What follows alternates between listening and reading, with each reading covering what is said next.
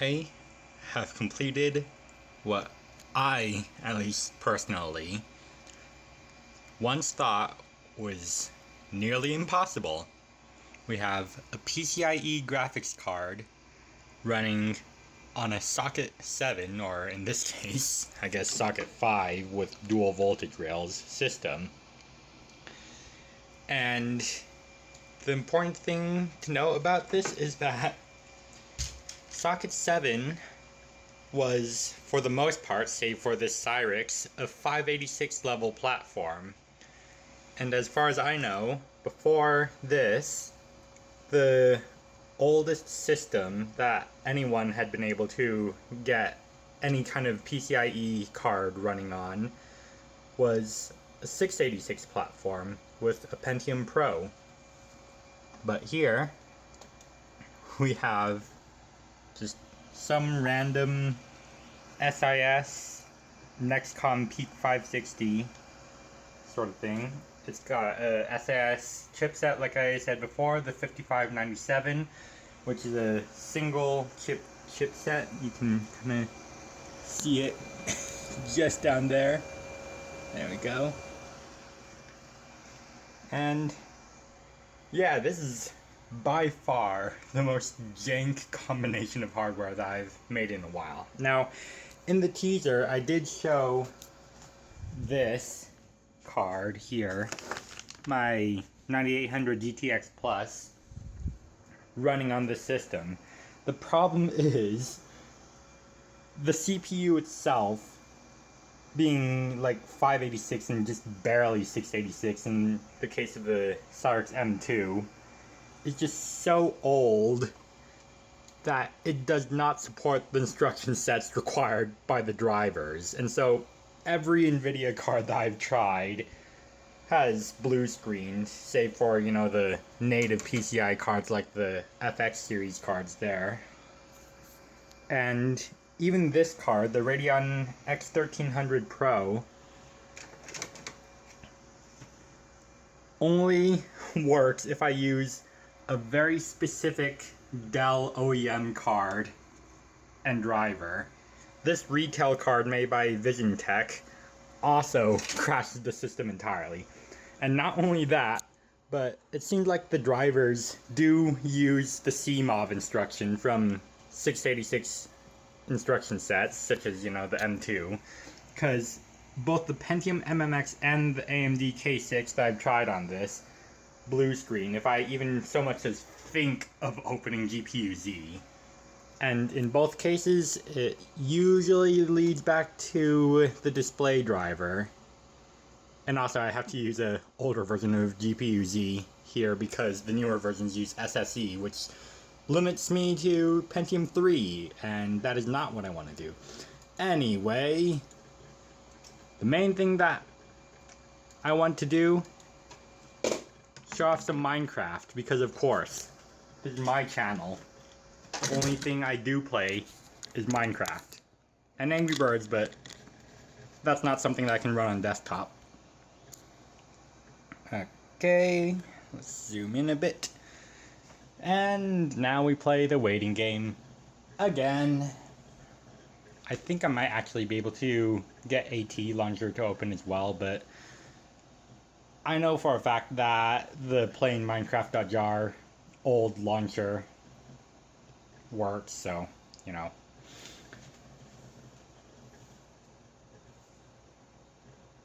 Just waiting.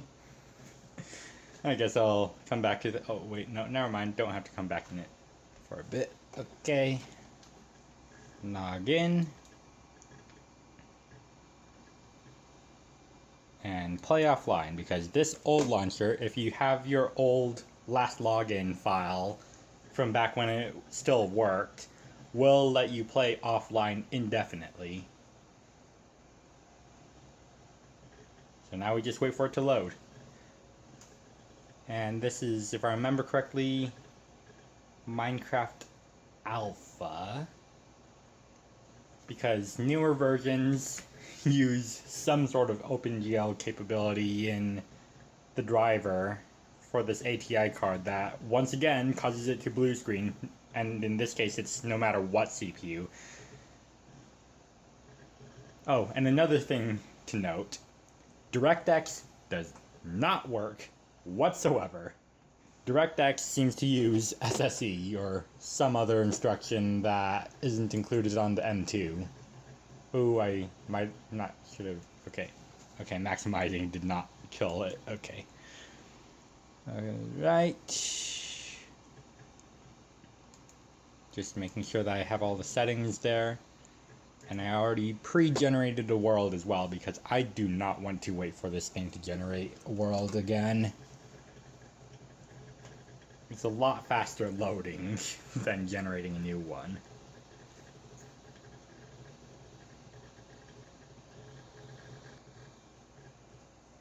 And here we are. The world is just barely loaded in. Do not trust the FPS counter, it is completely frozen right now. Okay, now you can trust the FPS counter, because this is, in fact, 0 FPS.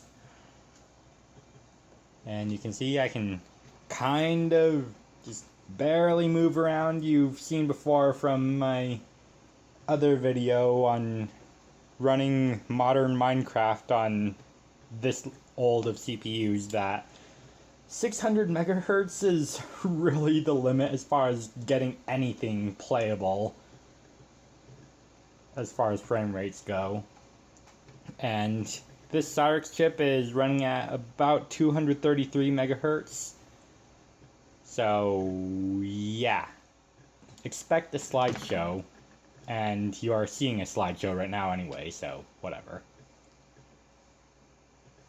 But yeah, Minecraft kind of works. I can try and break this block here in front of me. Okay, I guess I'll try breaking the block under me.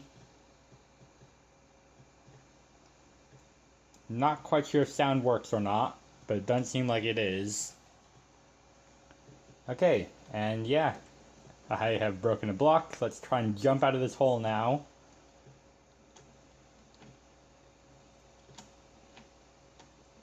I am pressing the keyboard. Okay, I have jumped out of the hole. And let's place the block back down. Right there.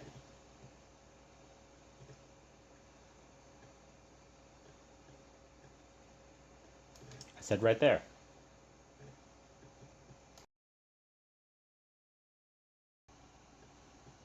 Okay, so I guess I will not be placing the sand back down, and I almost dropped the keyboard off the table. So let's just instead save and quit.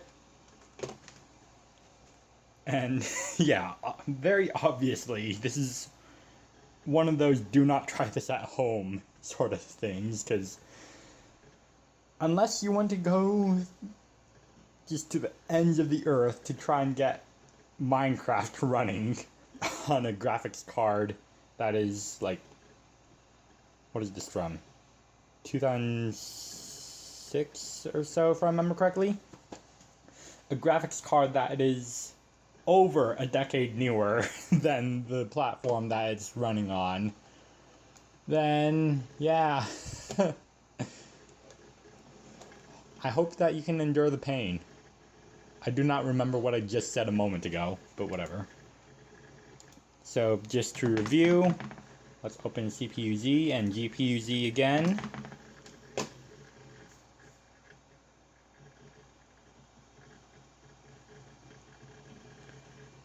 And another interesting quirk about this board is that CPU-Z is unable to detect the L2 cache. You have to use a DOS program for that instead. And I think that's just a quirk of the chipset. So once again, here's our PCIe GPU right here. Wait for CPU-Z to load. Okay, 2007 GPU, so pretty close. And the Cyrix M2. Oh wait, this is the modern CPU-Z. Okay, modern CPU-Z apparently can't even detect the L1 cache. Let's open this version instead. And my keyboard is balancing on top of the hard drive right now, so that's kind of wonky. Okay, now we get a little bit more detail as far as what the CPU is. So yeah, we have the cache, the main board,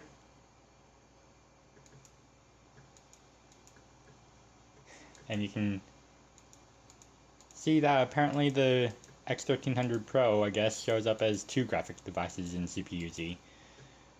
Anyway, let's close that, and let's close that. And despite supporting OpenGL 2.0, Minecraft crashes if I try and run any newer versions than alpha. So yeah, that's about it. I have to use a very specific Dell driver, and the PCIe bridge I'm using is one that uses the, what's it called? PEX8112 PCI to PCIe bridge. And just for safety's sake, I also have the card on a riser to support powering it, because I have no idea how much power can be supplied through the PCI slot itself. And yeah, that's the rest of the system. There's the hard drive under the keyboard that I mentioned, and it's just a whole rat's nest of wires. This took well over a month of just trial and error to do. And originally I was trying to get Megea running on the system, because you know, I've been able to get up to Minecraft 1.12 working before, because it has drivers that, or everything really, that is recompiled for 586. But this board hates Linux. So let's just shut off the computer, and that's it for this video. Thanks for watching, and finally I get to pack this thing away. Alright, until next time, I'll see ya.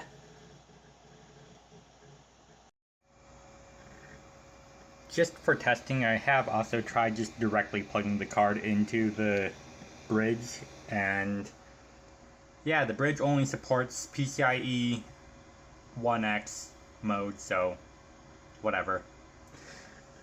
So yeah, I guess it also works like that, just directly without having the riser, or powered riser I mean.